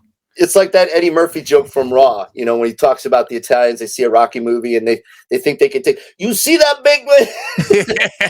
Fucking classic, dude. I'm 5'2". I can kick his ass. I can kick his ass. The guy could be going like this though. I could kick his ass. And that's the beer talking, man. You better stop. Yeah, you're gonna pass out before you even swing. You're gonna swing and miss and knock yourself out on the bar stool. Well, that's alcohol. But do you think that makes you a person you are today? Yeah. Okay. Yeah. So when I was in martial arts, part of my quote unquote training was that I had to write 2 theses a year. Oh, wow. 2 theses a year, be CPR certified, teach, and then quote unquote soup kitchen volunteer. So you had to do something. Oh, that's awesome, man. Yeah, because it's easy to hurt. Dude, it's so easy to hurt somebody. It really is. It takes much more effort to help somebody than it does to hurt somebody. Mm-hmm. So, and you'll like this, being a martial artist. 1 thesis, they all had to be college print size and all that. Mm-hmm. 1 thesis, he would tell me, this is your subject. Okay, cool. That had to be handwritten, bro. The old school, like you had to put a fucking outline together and then write it all out, right? Yep. And then the second one, I could pick the subject and I could do it on a computer. Mm-hmm. But it's the whole left brain, right brain thing. Yeah. Now you have to communicate through your brain and write it on it's different than actually typing. Yeah. That's super old school to me. That's old school stuff, which I enjoy. I still like for my first black belt too. It was Taekwondo. It was back when Taekwondo was hard. Yeah. And before, the 88 Olympics, and I had to write a 10-page paper. And that's the first thing that I really, I think it really led me to being a writer. I think the 2 paths. Oh, that's cool. Yeah. That's cool. That's a cool segue like that. And I got a special mention about it. And it's good that you hear the stuff about volunteering and everything, because we learn the tools of destruction, but really what we're doing is we're learning construction. We're constructing a better version of ourselves. Oh, wow. That's a good way to put it. I like that a lot. I like that a lot. So, but in order to do that, you have to tear some walls down, right? Oh, yeah. There's going to be some dust and debris, but the goal isn't total destruction. The goal is construction. We're building something. Yep. And then when we teach kids, when you teach your son, when I teach my sons, I'm doing the same thing for them. I'm constructing something, you know, Mm-hmm. and I'm making them an active partner in it. Well, And that's to me why I think I've lasted in the martial arts so long. Is it to me? It's about building our own humanity, you know, creating a humanity out of a human, which, you know, we're not necessarily born with it. It has to be learned. okay, so that's awesome you say that, because you got talking about yourself Hmm. with drinking. I've been sober 6 years, over 6 years. Oh, wow. About the And same amount of time. yeah, Yeah. and like, you didn't want to be doing that. You're doing this now. You're the person you are because what you've gone through, you know, Mhm. all this stuff we've been talking about. Right. And that's the reason I wanted to bring that up. And what you just said was creating is one of my thesis was, or when you just said born, you're not born with it, was what makes you the person you are today? And I interviewed a bunch of people. Hmm. And the conclusion was, and my conclusion was, and this helps me with parenting my son, Hmm. is what you're taught, what makes you the person, what you've taught or your experiences. It's kind of like I would interview you, and that's how I would bring these two questions to you. Hmm. And what I learned was it's a combination of both. So Hmm. now what you've been taught teaches you how to handle the experience that you come across. Now that experience has given you a different light, or has made you more mature, or has jaded you, whatever it may be. Hmm. Okay. Now you take that experience from that, and now you come up against something else. Now you're handling it different because, so it's like a combination. It's what you've been taught teaches you how to handle what's brought into you, Hmm. but now your experiences, it's a whole combination of what makes you what you are right now. Yeah. I mean, I think the distinction is what you're taught versus what you learn. And Mm, some of that is a choice, man. And I think when we when we start when we start divesting ourselves of our parents or our culture, that surrounds us, whether on purpose. So, you know, for people that go into the military, they go in the Marines, you leave, they tear you down and build you back up, but they take you away from everything that you know, right? But when the natural growth of us, we want to do that on our own. Maybe there's something like, for example, because of the abuse that I was exposed to, I decided I didn't ever want to be in that position again, right. and I devoted my life to the martial arts. Now, did I get what I wanted out of it? I got more. I got more than I expected, and I think that definitely happens in other arts as well. Definitely, it's in bodybuilding, but I think the key is, and a friend of mine told me this. A friend of mine, the godfather of my son's a professional actor. I know a few, and we talked about is like in acting, there are people who go into acting to hide from who they are and run from who they are, and sometimes they're successful, but they're never happy.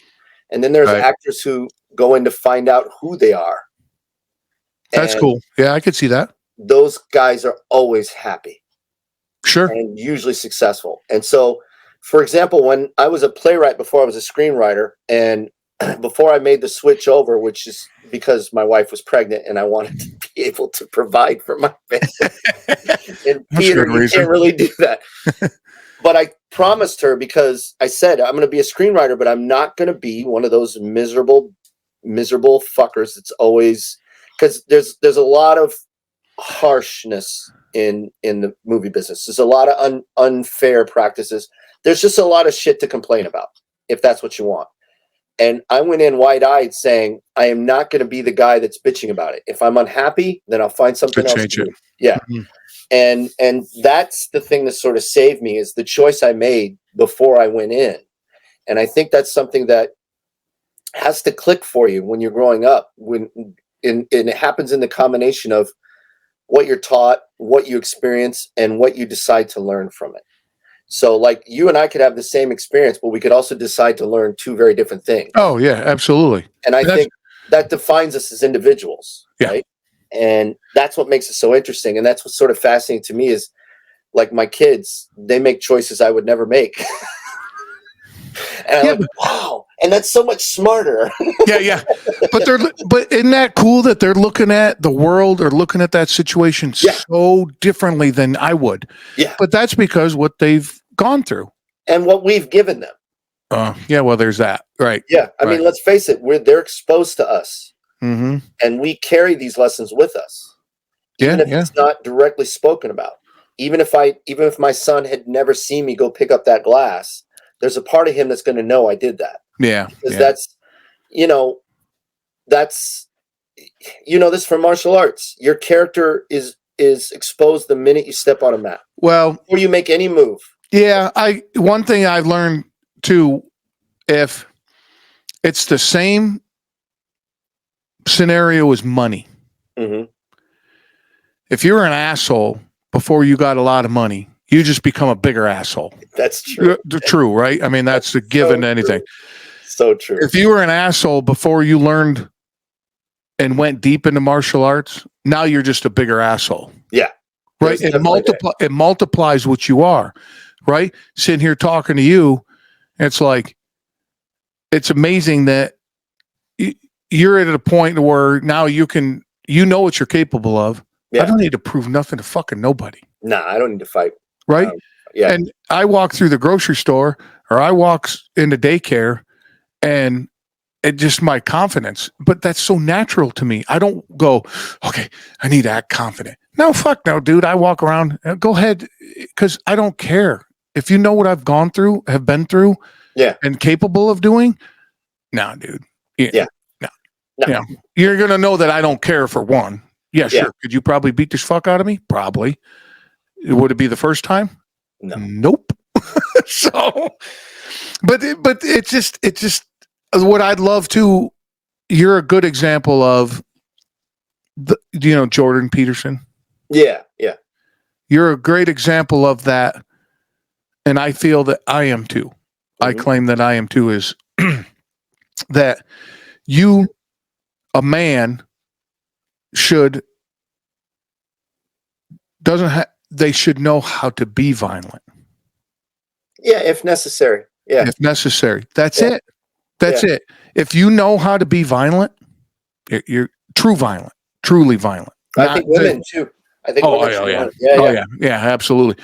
But the thing is, the other quote that I love is, if you know true violence, you know true peace.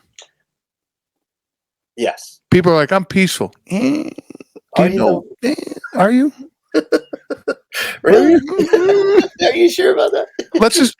Let me ask you one question. You ever have your nose broke? No? Yes. Okay, then you don't know fucking. then you don't know true peace, bro. And they're like, you, and I go, look at my fucking nose, dude. It's crooked. It's crooked. Or you got those guys with the ears. Okay, yeah, that's the last thing you want. But I don't. It's amazing, dude. I just think that it builds it just gives a man. I think if a man has purpose, okay. So if your purpose, you have your writing. Obviously, like me, my family's on a pinnacle that nobody can touch. So that's not even in the conversation. That's just fucking way out there. So other than that, I have my fitness because that helps keep my demons away. Mm-hmm. But it also shows a good example to my son or our son, right? And I have this show. I take care of the house. I just do these are my purpose. This is my purpose. I have a purpose in life. I wake up and I have people that depend on me, not just my family. I have business. People depend on me. This is purpose. And that's why I can't sit on a beach for 4 fucking days and eat grapes, because I'll go crazy.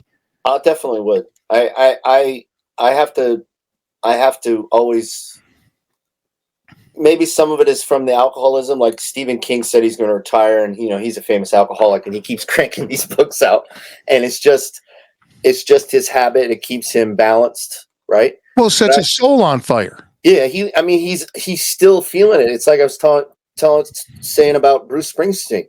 Bruce Springsteen doesn't need the money. No. Well, so why is he doing Broadway? Because he loves to share his joy in his craft. And I think the thing that I struggle with a lot, and I've not always been successful, but what I want to be my North Star is to leave existence a better human than I was when I came in.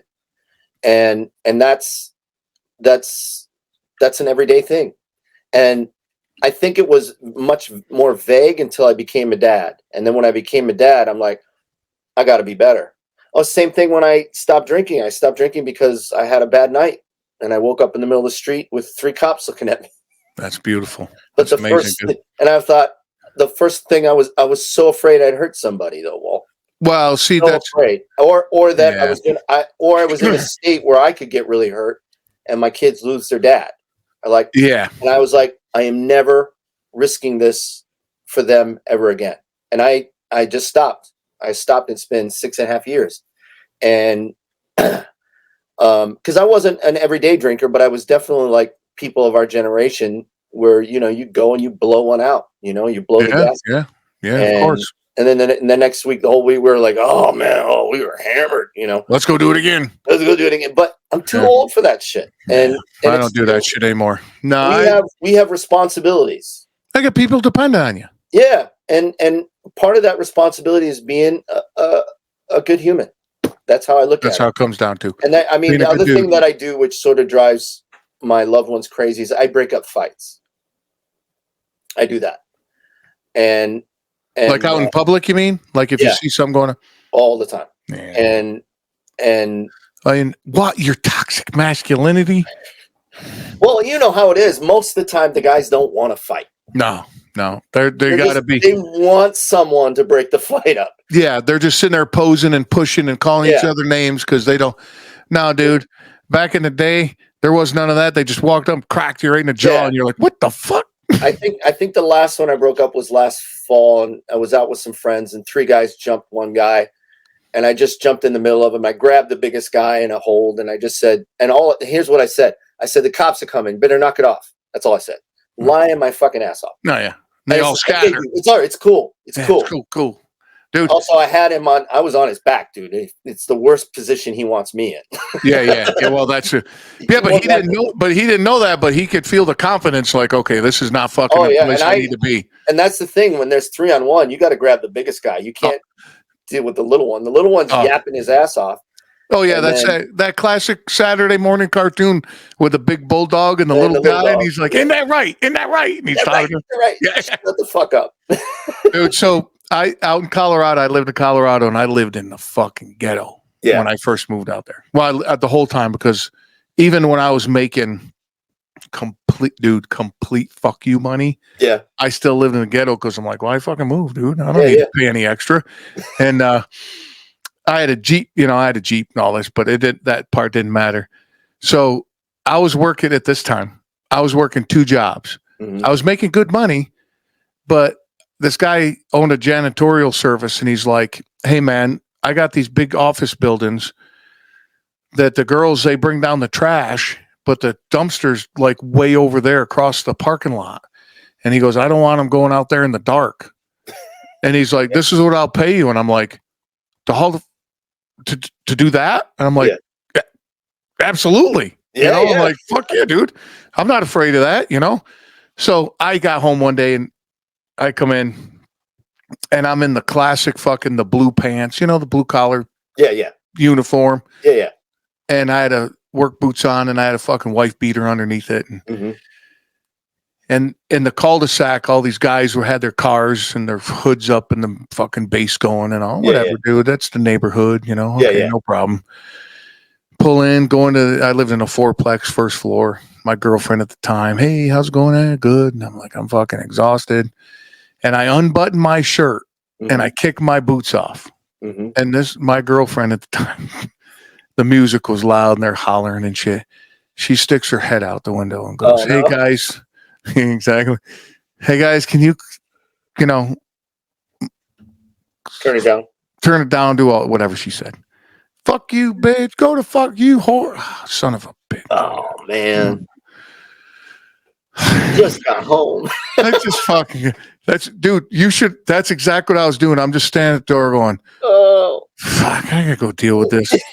So I put my boots on and I just stuffed the laces in, put my boots on so they look, and my shirt's unbuttoned. And I was a big guy at that time. Yeah. And I walk out there and they're like, look at this fucking white boy coming. Like, gentlemen, come on, man. You don't have to be like that. It's cool. You're good doing this, but why you got to treat her like that? She didn't do, I'm doing my thing. Yeah. And they start surrounding me and they're kicking me in the back of the legs and shit. And I'm like, oh, here we go. Fuck, God damn it. And I go, same thing you just said. Biggest guy. I walked right up to him and I go, all right, we're going to do this. I'll fucking take you all on one at a time. Starting with you. Y'all motherfucker, you listen, you little bitch. Get behind him. And when I'm done with him, I'll get to you. And they're like, whoa, easy, fucking crazy cracker. Goddamn, white boy. What do you got to be all like that for? And I'm like, what the fuck, dude? I'm just trying to, you guys started it. So no problem. You probably kick my ass, but that's cool, dude. I'll fucking tear you up. Yeah. Cool. We gonna do this or what? And he's like, nah, dude, we're all cool. We're all cool. Dude, we're all cool now. I didn't have to worry about a fucking thing anymore. Right. I had a Jeep at the time, and Labor Day, I would take the top and doors off, and I wouldn't put them back on till Memorial Day or Memorial Day to Labor Day. Whatever. The guys had your back. The guys had your back. Dude, I'd have shit piled in there, and they're like, that's a crazy white boy that lives over there. You don't fuck with that guy. I walked back in, and of course, my old lady at the time was like, oh my God, that was amazing. I'm like, I'm fucking tired. She goes, this won't take long. I'm like, but that's the thing, dude. Most people don't want to fight. No. What they do is they have to pose. Yeah. And going back to what you said, they want somebody to come up and be like, hey, fellas, be like, all right, yeah, we're cool, dude. Yeah. So they sit there and most, hey, dude, we had a sign in our dojo that said, how'd it go? I don't want to fuck it up. Hold on a second. Most people, pacifism, most people are condemned to it. Warriors have a choice or something something like that, to where, no, I have a choice to be pacifist or not. Yeah. Yeah. I can choose it sometimes. That's my choice. Dude, I want to be the first guy to walk away. Yeah. I want to be the first guy to say, no, I'm cool, bro. But if it comes to it, we're good, dude. I can do that, dude. Let's get it over with. Dude, I'll flip the game table over for you. No problem. We ready? All right. Here we go. And that's what I tell something I teach my son. Mm-hmm. I go, I'll tell you the dirty version, and then I got the clean version. Hey man, kindness and your manners are a fucking superpower. Yeah. That'll get you anywhere you want to go in life, dude. Just be cool, treat people nice, and 99.9% of the population just wants to be cool and do their thing and have a good time. Yeah. Yeah, I agree. And I go, but every once in a while, you got to let a motherfucker know. Yeah. Because there's that percentage that they want to test you. Absolutely. And you just got to have how far they can go, And going back to what you said about your boys, they have that ability. Are they going to go out and win tournaments and be a fucking all that? No. But they'll be able to handle themselves if something comes along. Oh, yeah. And that's it. That's all I want. Yeah, that's all I want. You don't civilian. And, anyone who's not a civilian, I don't necessarily worry about, because, it's a harsh practice, and you end up finding out about yourself, and you can't hide forever on the mat. And like Rogan said it best, you can't be full of shit and do jujitsu. You can't. Right. It's too impossible. And I think that people who do it long enough and hard enough and honest enough find out who they really are, and then they don't need that kind of empty ego shit, because it's just empty calories. Walt, I agree with you 100%. Yeah, I mean, so I threw a guy into a wall. Who cares? It's empty calories. But I mean, it was a fight. He started it, threw him into the wall. It was over. It's not a big deal. And that was it. And then, but the other thing too is, and that's why I like this project that I do here, and I call it a project because I'm driving it toward, and my ultimate goal is to be the conversations that we're having. Mm-hmm. No, it's a project to listen and maybe pick something up. It's just not a podcast. It's like the personal excellence thing. Pick up the trash. It's like I went in the shower at the gym the other day, There's a bunch of bloody fucking bandages jammed in the corner. I'm like, you're a fucking asshole, dude. You just Whoever did this, just put it in the garbage. just fucking scoop it up and throw it in the garbage, you fucking prick. You know? Anyway, but yeah, I gotta learn about your book, dude. I sit here and chat with you for fucking another. Oh, yeah, thanks. Holy shit, dude. But it was fun. that's why. But yeah, exactly. But that's why I like the long format that I do here, because you can't hide from that. No. You could get on a podcast for 20 minutes and fake that shit. Yeah, dude. You hang out with me for an hour, nah, dude. You ain't gonna. The real shit's gonna come out. Yeah. And I can, if I can really get into it if you want. I can really dig in, and you can't hide. No. But then I get a genuine feeling of, this is who I'm talking to. I'm talking to you, bro. If I see you at the studio or at the fucking dojo, or I run into you at a party, this is who you're going to be, dude. Oh, we're going to laugh, and we're going to have a good time. We're going to talk some shit. And, and some people, when they get in here, they get a little shy because it's a camera and you get in front of the camera and you're like, oh, and then they loosen up. And that's the other reason for a longer format. Loosen up, dude. Yeah. Have a good time, man. Some people have trouble with that. And honestly, nobody fucking cares, bro. Nobody. I don't really care. No, nobody cares, dude. That's all up here. But tell me about your book, man. We talked about a lot of shit. So, I have a series of books, but this is the first one. It's called Some Animals, and what's that about? Sort of like iRobot meets The Fugitive. It's about a time when we have synthetic companions, basically, and you can buy your own companion. They're synthetic people, and they'll do whatever you want. And one of them is falsely accused of murdering his owner, and he has to go on the run. And he didn't do it, obviously, and also he wants to find the person who did. And so no shit. Yeah. So there's the first one's called Some Animals.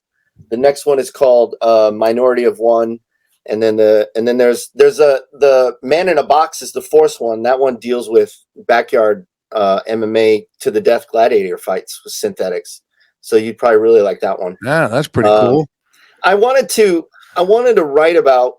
It's very similar to what we're talking about. I wanted to write about is what makes us human and what makes us not human.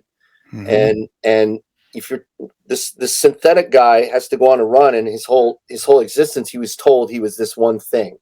Sort of like when you're growing up, you're told you're this thing. Yeah. And it's a box that you're in, and he, through accident and opportunity, he ended up free, and he's on the run, obviously, but he's free, and he can be whoever he wants to be now. But what does that mean? And so he decides he's gonna find his mother's killer. He viewed his owner as his mother. Oh, okay. I have had a strong relationship with my mother as well, and so that's definitely bleeds into this. And then he wants to find a killer, but he also wants to defend humanity, because he realized there's a lot of humans, but there's not a lot of humanity. And his mother was one. Sylvia was a great example of humanity. And so to be human, he has to understand humanity. And so they are a thriller in a sense that he's on the run, and he has the company that created him is searching for him because he's unique.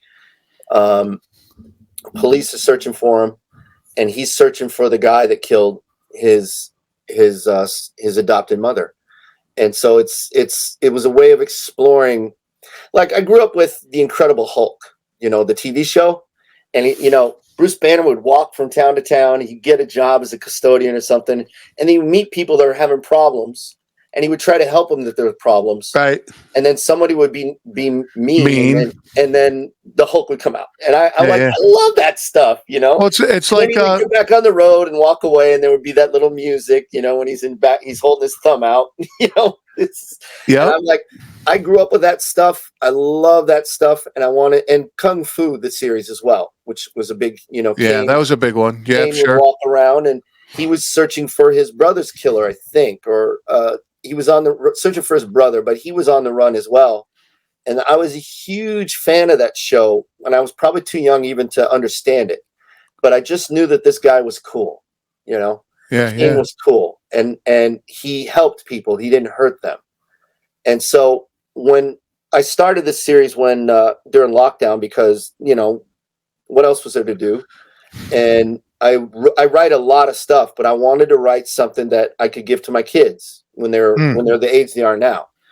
And so and I'm very ambitious. I said I'm going to write like 6. I had 6 covers made up, and then I did 5 books real fast. And then I got a writing job that took me away from the 6. And then it took me like 2 years to get the 6th one out. Man, now it's finally coming out next week, and it's called Domo Arigato, Mr. Roboto.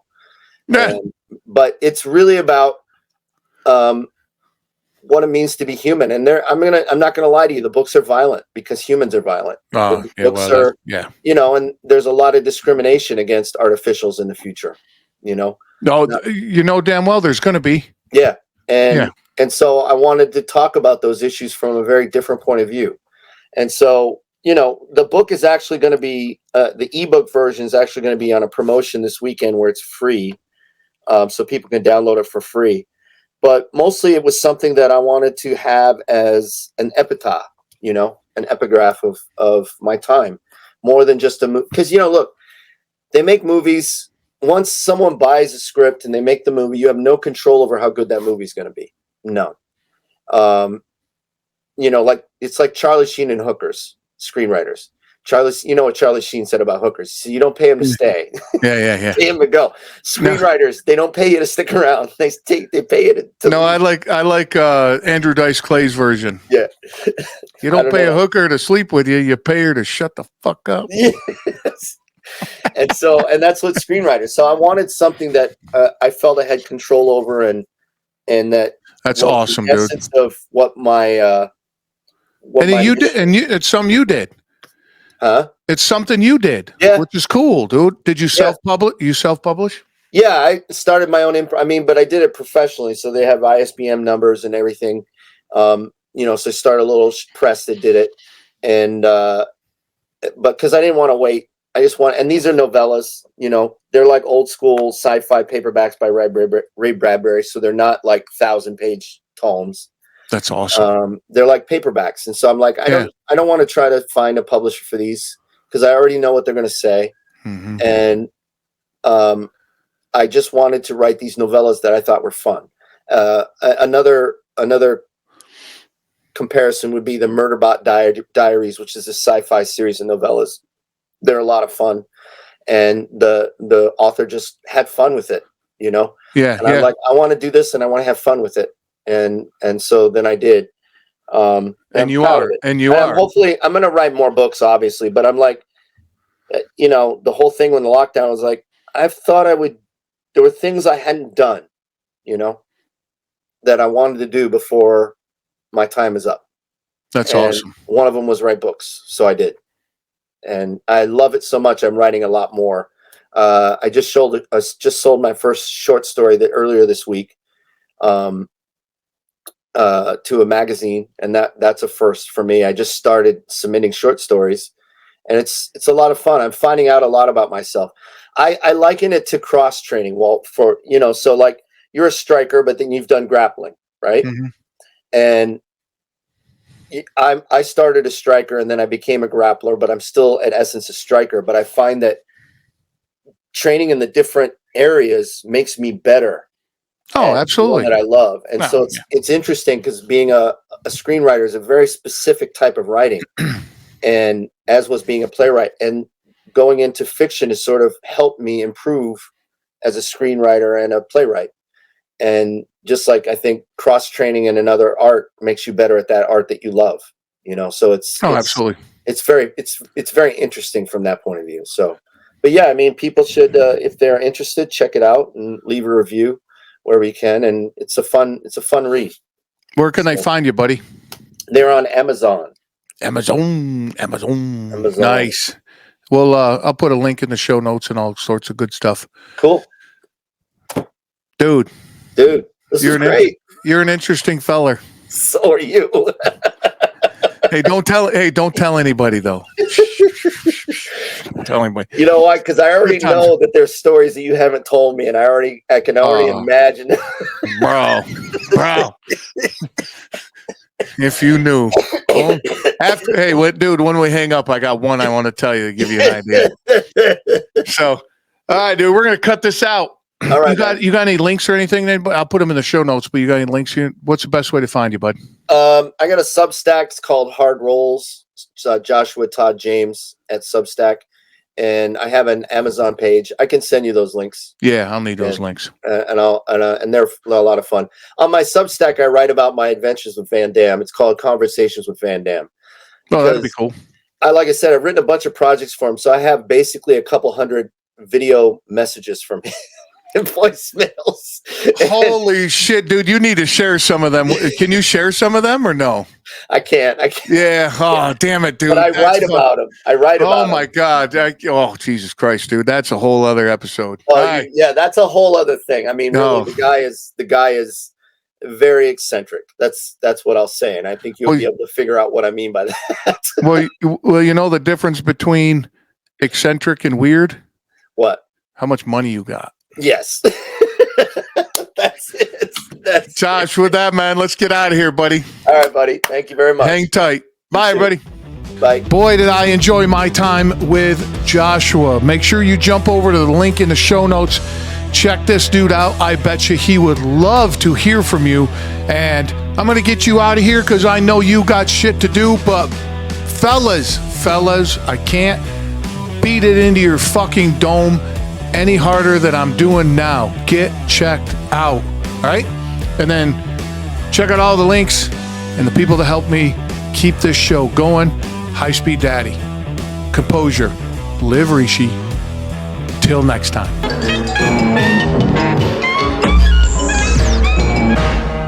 You out there? You listening?